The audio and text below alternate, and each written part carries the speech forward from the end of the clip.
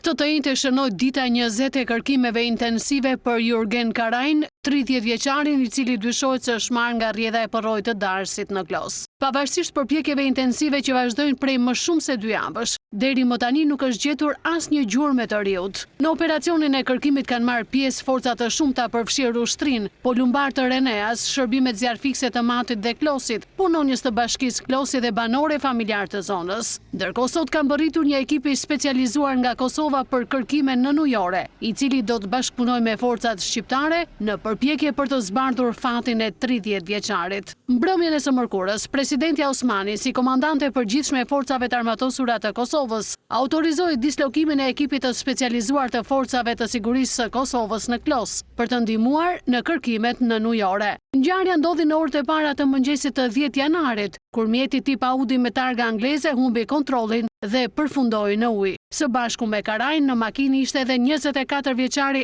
Andi Losha, drejtuesi i automjetit. Losha ka arritur të dalë vetë nga makina dhe ka shpëtuar, ndërsa dyshohet se Karajn e ka marrë rrjedha e përrojit. Policia e ka arrestuar 24 vjeçarin, pasi ai u largua nga vendngjarja pa njoftuar autoritetet dhe pa i dhënë ndihmë pasagjerit që ndodhej ende në automjet.